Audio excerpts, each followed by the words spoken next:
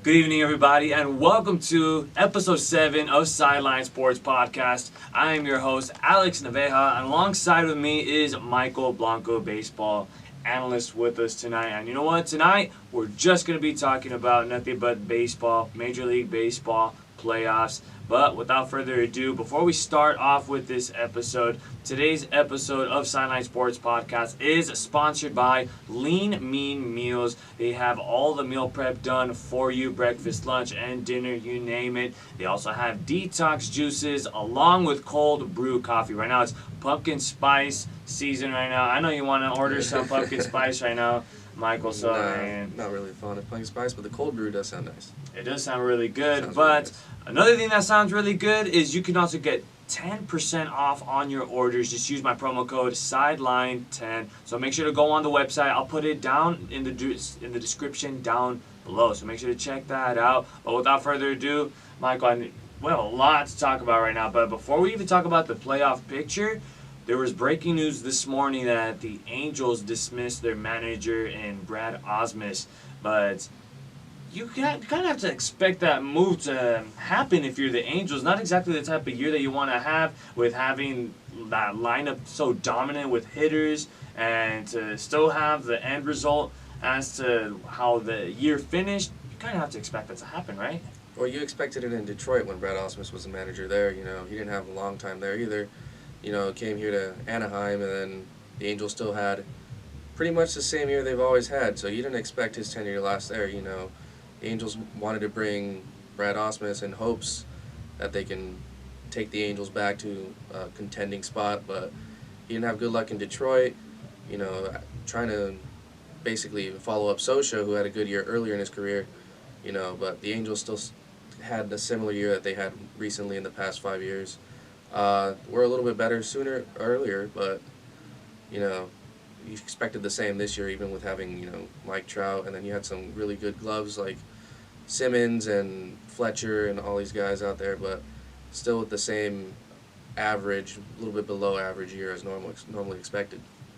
So, crazy story, Michael, that last night when I was working, I was talking to another Angel fan, and he's a big-time fan, and I told him, wait up on it. The Angels are going to let go of Brad Osmus. They're going to let him go. And they're going to bring Joe Madden. And next thing you know, within a few hours of my prediction, they let go of Osmus. And then now, just wait on it. Wait on it. I have the crystal ball right here in front of me. So just wait up on it. They're going to bring Joe Madden. Happy days. The cloudy skies are going to go away, Angel fans. You guys are going to get yourselves a very good manager, 2-time champion in Joe Madden. And I'm not saying it hasn't happened yet, but that's what I'm saying I think is going to happen. Well, Joe Madden announcing that he wasn't going to come back with the Cubs last night, and then this morning announcing that Brad Osmus has been dismissed, that's kind of coincidental too. You could see that, the Angels found out that Joe Madden is free. They're like, we could use a guy who has taken the Rays to a World Series and the Cubs to the World Series. So both contending teams under Joe Madden, and then just coincidentally, he's not coming back with the Cubs. They got to make some changes to help make the Angels hopefully a contending team. So, without further ado, Michael, let's talk about some playoffs. The best time of the year. Let's talk about some October baseball. This is what we've been waiting for all season round. But without further ado, let's talk about tomorrow's matchup. The Brewers and the Nationals. I'm expecting a real good one already tomorrow. And you know what? These wild card games, it never seem to disappoint. Never seem to disappoint. Tomorrow's matchup, Nationals are going to have their ace in Max Scherzer. And the Brewers will be going with Brandon Woodruff. So I still think it's going to be a pitcher's duel. But in the same time, I don't think runs are going to be all that hard to come by. I really think it's just going to be a fight to the death between these two. For sure. Both lineups are dense. In the National side, you have, no one really talks about much. We have Anthony Rendon, who's put up MVP numbers, but no one really talked about him when you had Yelich and Bellinger up there hitting bombs. But he was still a very dominant hitter. No one really talked about Rendon. You have Howie Kendrick on the National side as well, putting up crazy numbers. He's getting a little older, but he can still hit. There's other guys, too. You have Dozier hitting pretty well, too. many guys. And the same thing on the Brewers side. You have Grandal who's also hitting for them. Their lineup is also very dense as well. But it's always going to come down to who can either hit Scherzer or Woodruff the best and who has the best defense behind him as well. And let's be honest, Michael, Scherzer wasn't exactly what he was this year. I mean, he was kind of more like a roller coaster ride, kind of like Chris Sale's type of season. It was like something, maybe there's like a disease up in the air with like sidearm pitchers or something like that, or who knows, like there's a sidearm slot maybe? Scherzer wasn't himself this year as he was last year, but he's still very dominant. He could still compete in October. October is, anything can happen in October. It's honestly who plays the best and who gets hot when. So, Scherzer, very, very dominant. Having that weird 3/4 arm slot could be very challenging to Brewers hitters. And also Woodruff with this big build could also be very challenging to the Nationals hitters. So, who really knows? Anything can happen, but it always comes down to who can hit the ball. So. And you know what? Real quick, I don't mean to cut you off at all, but these are two teams that are going into the postseason hot. And the old saying goes, the hot teams are always the ones that always come up winning and going pretty far in the postseason. So it's going to be real interesting to see how these two ball clubs match up between the two of them as they're going in hot. The crazy thing is that the Brewers got extremely hot after losing Yelich. They put them in a run, like 19-2 in a span of 21 games after losing Yelich. So, Craig Counsell was over there, was like, look, we can't count on this guy. He said everyone needs to pick it up, and it's just a big fight all the way to the end to game 162. And a little thing that I sent you even before we did the show today, I sent you a little picture. Of course, Yelich out for the remainder of the season. There's still question marks on Kane and on Braun. Yeah, So, both really, really powerful bats in the Brewers lineup. Lorenzo Cain has that left ankle sprain, and Braun has a strained calf. But, those are all injuries that you could probably push through for October baseball to do something good for your team. Kane is really good defensive out there in center. Braun is very powerful with the bat. So, two guys that are really, really crucial in that lineup. Lorenzo Cain, you won't find out until tomorrow, see if he's able to play. Maybe that adrenaline kicks in. And then Braun is just playing with a little calf strain, but he'll most likely be in the lineup with a calf strain. But, two powerful bats that need to be in that lineup against Max Scherzer.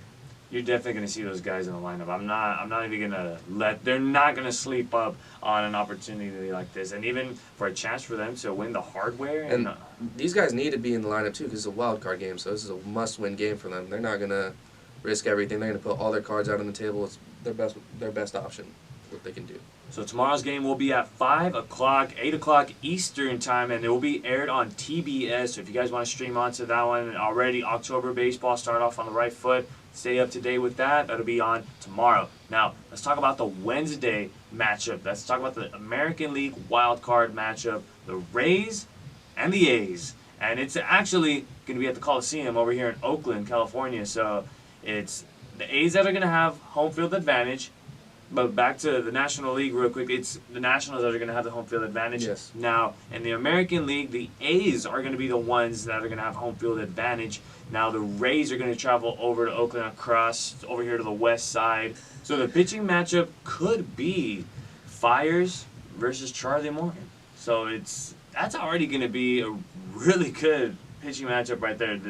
The win or the road to the DS. Yeah, the A's it's not set in stone yet, but the potentials, the way I see it, I see that Bob Melvin's going to throw out Fiers. He's been the most consistent after he threw that no-hitter earlier in the year. And, Minaya, he's only had about 5 starts under his belt this year. Decent starts, but, Fiers been that consistent key for Bob Melvin on that side.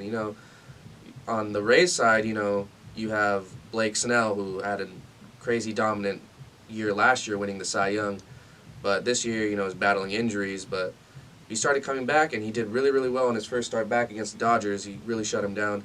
That Dodger lineup is dense and Blake Snell was able to shut him down, so it could be Blake Snell, but Charlie Morton has been up there the whole time, the whole year. He's been very consistent for them, so I don't know really who they go with, so I think both cases could be really, really beneficial for both. He has good options out there in Tampa.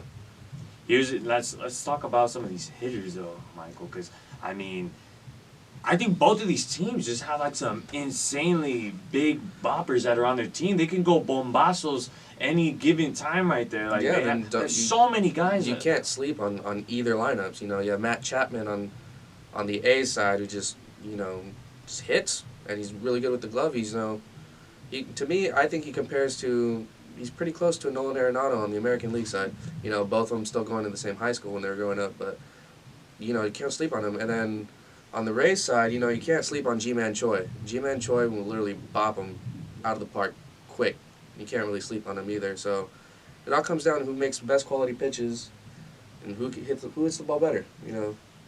I'm gonna say the Rays have a little bit more of the defensive edge, especially their center fielder, Kevin Kiermaier. Like, you can't hit anything to the guy. Like, he will make a play. Like, he will dive, sacrifice his body, and rob you of a base hit, whether it's you trying to go yard and he tries to, and he will rob you of that. He will be like a Mike Trout play where he'll rob you and bring that one back into the park. Yeah, but then you also have on the A side, you have Laureano with that cannon. He can steal a triple away from you if you hit one in the gap and you think you can stretch one on him.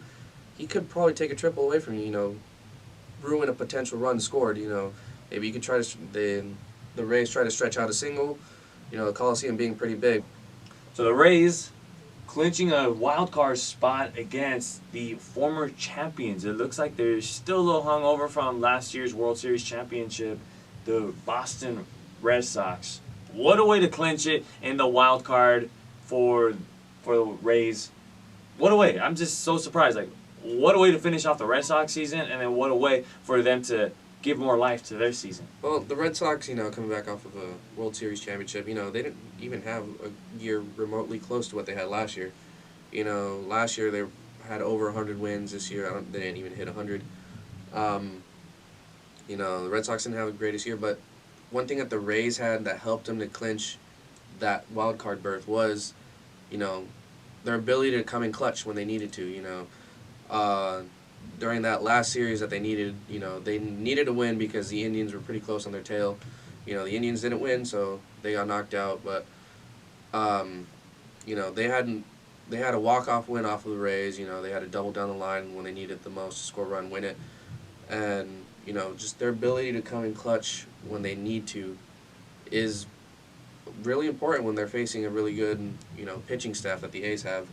So that could also come into effect during the wild card game on Tuesday.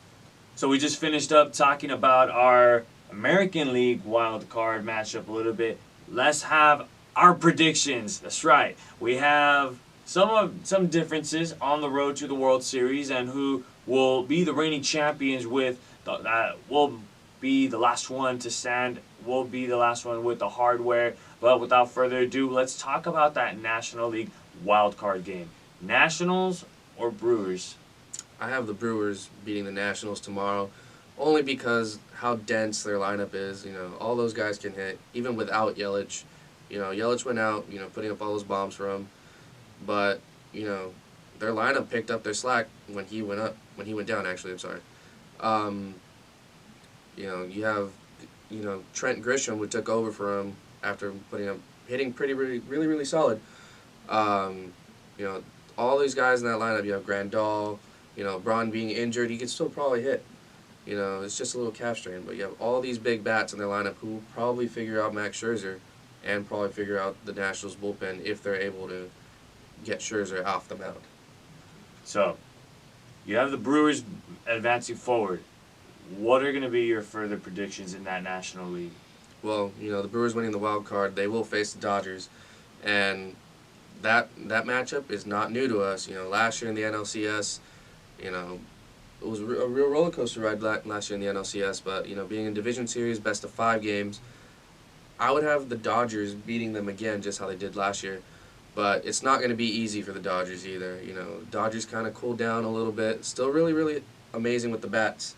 But, they cooled down a little bit towards the end. Still over 100 wins, but they were able to do that because of the amazing middle half of their season, the beginning second half of their season. But it's gonna be difficult for the Dodgers as well, even though them being a really dominant team. But that series, but the versatility, has to go to the Dodgers. They have the options. Dave Roberts has all the options with their lineups. You know, he could put Kike in there, Taylor, all these guys. You know, the versatility that Dave Roberts has in his lineup could probably out hit the Brewers pitching. So I would have the Dodgers winning that and advancing. How about the other side of the National League? There's also another NLDS series going on. That's the Braves and the Cardinals. I think that's a pretty interesting matchup right there, with the Cardinals just winning, just celebrating Sunday because they have the Brewers right behind them, who's playing red hot baseball right now. Yeah. So that series, you know, that's actually, if you're gonna look at both division series, that's the one you got to strap yourself into. You know, both teams, I believe, are evenly matched. You know, on the Braves side, you have Acuna who's battling an injury, but I still think he'll find a way back in that lineup. But, you know, it's evenly matched. You know, for that one, if I would have to give it to someone, I'd have to give it with the Braves, being how they clinched so early and were able to take a break a little bit off, kind of rest their guys. You know, the Cardinals having to push all the way through and only get one day off. You know, and the Braves having a few days to rest, playing baseball. You know, kind of just relaxing through it, just kind of having fun as the season closed. Just playing baseball, they didn't really have to worry about much. So I believe the Braves are actually going to be able to take that series because of them being able to clinch so early. But don't sleep on the Cardinals, because the Cardinals have, you know, Jack Flaherty, who, wow. That's the best way to explain him. Jack Flaherty I believe has had an ERA under 1 the entire second half. You know, he also won Pitcher of the Month in the month of September. So, you know, that's only one game that he's going to be able to pitch, but who knows? He might, you know, come out to a game that he might need to pitch and shut him down.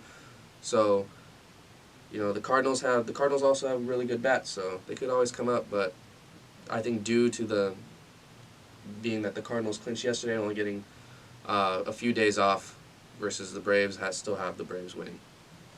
Okay. I like the predictions, but mine looks a little different. National League wild card game is going to be the Nationals. The reason why I say that is because I really think Scherzer's going to flip the switch right here. It's a brand new season. This is where your dominance is truly appreciated. Scherzer is just going to have a game, like the game of his life. Everything that happened this season, it's gone. It's done. It's over with. He's going to dominate that game. The hitters are going to dominate. It's going to be a great game for Trey Turner. That guy's going to be a leadoff machine. He's going to be robbing bases, and it's going to be Grandal that's going to be having a hard time trying to throw him out. Then I really think a consistent hitter in Kendrick is really going to do well. Don't forget the two prospects, that duo in Robles and Soto. Both of those guys are amazing outfielders. They can play great defense. They got great arms. They can bat right there. You forgot those two guys, Michael. Do not forget those guys. And then, of course, we talked about him again, Randon, that can hit some bombazos and can definitely go yard at any given moment. So I really have the Nationals winning that one. Now they're going to play the Dodgers. That one's going to go down to the wire to Game 5. But here's the thing.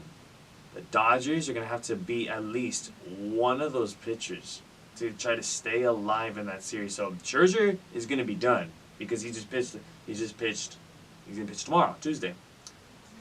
So that means you have to go through Corbin, and they also have to go through Strasburg. I think they're going to struggle against Corbin, but then they're going to come back at it against Strasburg.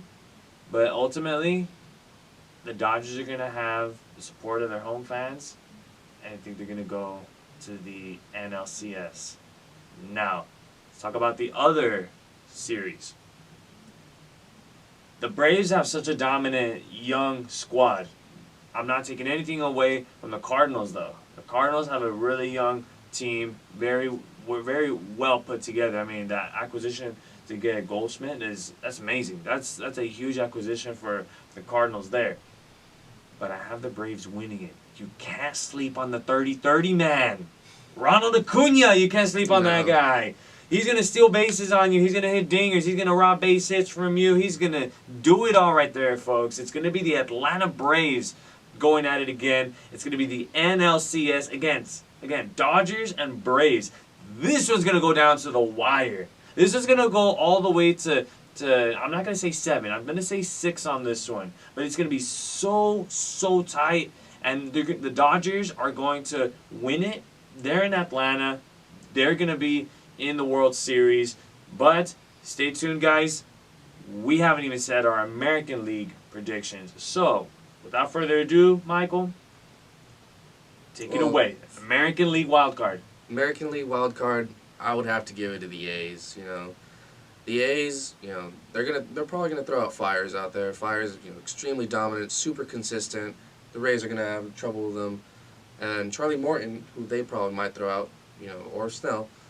The A's lineup really, I believe they're gonna come through and they're gonna figure out whoever the Rays put up on the mound, and they're gonna advance to play the Houston Astros. That series, I still have the A's winning that series in the ALDS. Whoa, wait. You're saying they're going to beat the Astros? Yes, they will beat the Astros. If you look on earlier in the season, sure, you can't really bank on the season. October baseball is different. But, the A's played the Yankees and the Astros for straight 7 games.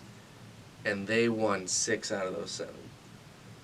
Hey, that's a hot take, folks, right there. Michael Blanco coming in with those hot takes. I like it. This is why you guys need to subscribe to the YouTube channel. You guys have to subscribe to Sideline Sports Podcast because it's big takes like this. And we're not even finished yet. He still has more. Tell me more. I'm going to stay quiet. Well, the ALDS, that series is set. I think the A's will advance. Now we look at the Twins and the Yankees. Both teams, if you look at them on paper, evenly matched. They both hit bombs. They both about had the same average. I believe they're about 3 points off for team average. They both had a similar team ERA. Literally on paper, they're the same exact team with different last names on their back. So that series is going to go straight down to Game 5. Who's going to stay strong through all those 5 games is going to decide who wins those. So that one's really tough for me. But I believe that the Yankees are barely going to squeeze out of that one, Just because they got those hot bats, They have that crazy dominant bullpen. I think it's the bullpen that is really going to be able to take them into the championship series. Okay. Now, you already gave the red hot take of the A's eliminating the Astros. Now it's Yankees and A's. Who advances? See, this one, again, going back to early in the season, they ended up beating the Yankees. They swept the Yankees at home. They won't have that home field advantage, but they've also beaten the Yankees away at Yankee Stadium. Those fans are crazy at Yankee Stadium. So they're going to get in their head a little bit, but I still believe that the A's have the fortitude to beat them all the way through that series in 7 games and make their way into the series. Wow. So are you saying Dodgers and A's World Series? Yeah, I'm saying that. You can't sleep on the wild card team, Everyone says wild card team, they're nothing, but they're the underdog. You can never sleep on the underdog. The A's just have something in them that can take them all the way to the series. Is it going to be 1988 all over again, though? Who knows? The teams might be the same, but it could be a completely different outcome. You don't know. Like I said, you can't sleep on the A's, but the Dodgers have that versatility, to beat the A's, but the A's also have something inside them. They have that willpower that I believe they can push through. But in the end, going off of numbers and stuff, I believe the Dodgers can barely push out and win the series this year after 3 attempts. The Dodgers have that, they have that fire, going to the World Series for the past 2 years consecutively and losing, that's what they're carrying with them. It's their will to win. They have the baggage still dragging behind them with that. Yeah, they have to get rid of that baggage. So, it's going to be really, really fun and interesting. Wow. There you have it, guys. Michael Blanco with some hot takes. It's the A's that are going all the way to the World Series, and we might see who Kirk Gibson might be. We might see who's going to be Dennis Eckersley, just like how it was. Set the tables just like how it was. It's going to be the game 1 there in LA. I mean, the Dodgers, if that's the case, the Dodgers would have home field advantage over the A's. So that's Well, who knows? I could be wrong after the very first pitch tomorrow. So that's the thing about October baseball. You don't really know, but that's my take on it. What do you have? I'm still going with Tampa Bay Rays. Just because they're hot right now. You can't sleep on the Rays right now. They play excellent ball against these contenders. They played well against the Yankees. They played well against the Red Sox and so forth. They had such a great year. This is, as you say, the underdog team. That's my underdog team. The Rays are going to be my underdog team, and they're going to get past the A's, whether it's Fires or it's Manaea that's going to be throwing in that wild card game. But unfortunately, the Rays will have to face off against the Astros, and that's where the Tampa Bay Rays celebration would be cut down to only 2 celebrations. Clinching the wild card spot, then advancing to the ALDS. I mean, again, that Astros rotation is just absolutely dominant. It's that 3-headed monster, Verlander, Cole, and Greinke. And ever since Greinke came to the American League, he's just like a brand new guy. Like, who is this? Like, who's this guy?